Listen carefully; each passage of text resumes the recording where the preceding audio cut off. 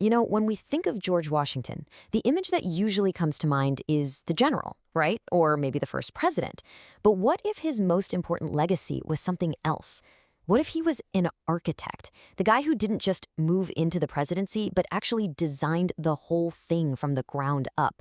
So let's take a closer look at the blueprint he created for American leadership. Washington knew deep down that back in 1789, the presidency was just an idea. It was a couple of paragraphs in a brand new constitution, and that was it. He understood that every single move he made, every decision, was going to become a foundational beam in the government. I mean, you can hear right there in his own words just how seriously he took that job. So, where do you even start?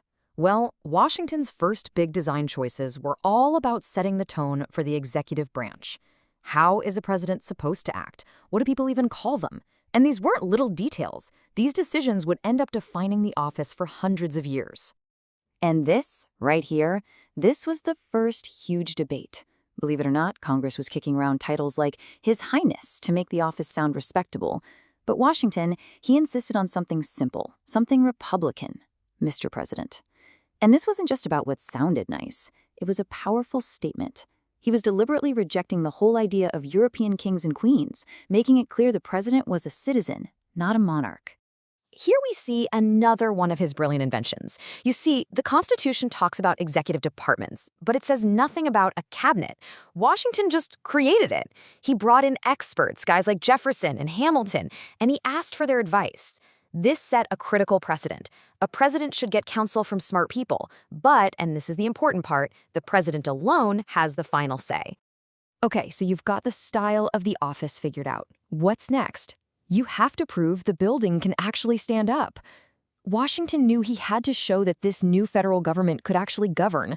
I mean, an idea is great on paper, but can it actually enforce its own rules? It was time to build the structural supports. And this was the ultimate stress test.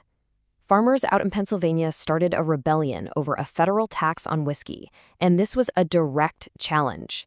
They were basically asking, "Oh yeah? You and what army?" Well, Washington's response was unbelievable.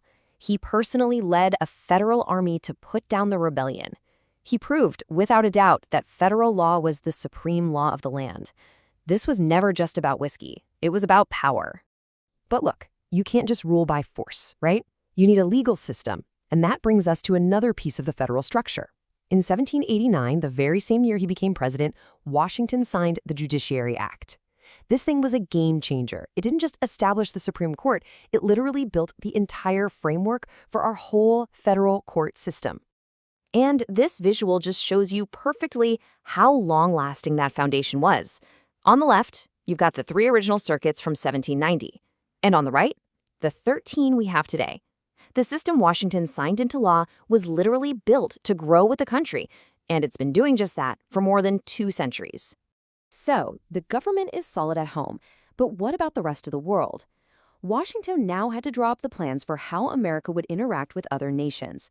This was completely uncharted territory, and he had to define the president's role in all of it. Just look at this timeline. The U.S. had a treaty with the King of France. Simple enough. But then, the French Revolution explodes, the king loses his head, and now revolutionary France is at war with Great Britain. A lot of Americans felt we owed France our help. But Washington, he did the opposite. He issued the Proclamation of Neutrality.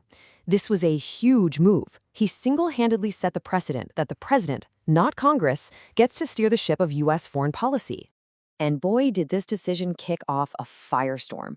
It sparked one of the first great constitutional fights over presidential power, all played out in public essays. On one side, you had Alexander Hamilton, writing as Pacificus, arguing the president has wide-ranging power in foreign affairs. On the other, James Madison, as Helvidius, shot back that this power really belonged to Congress.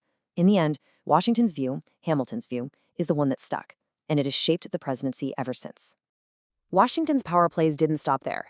He also created the whole idea of executive privilege. See, in 1796, the House of Representatives demanded to see all the documents related to a really controversial treaty with Britain. Washington just said no. He argued that the House had no role in making treaties and that some things needed to stay secret for diplomacy to work. But, and this is a massive but that often gets lost today, look at his actual words. His claim of privilege came with a giant asterisk. He flat out said that the House would be entitled to the papers if they were conducting an impeachment investigation. So he wasn't claiming an absolute right to secrecy.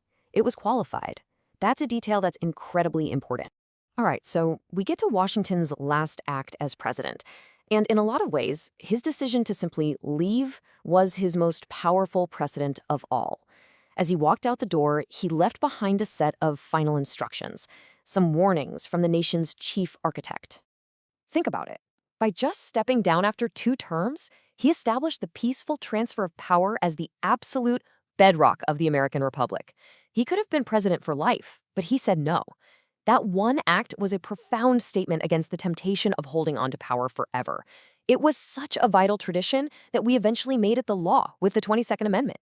And in his farewell address, he warned about 3 big dangers he saw coming for the country. First, he warned against the spirit of party, which is exactly what we'd call hyperpartisanship today. He worried it would tear the country apart.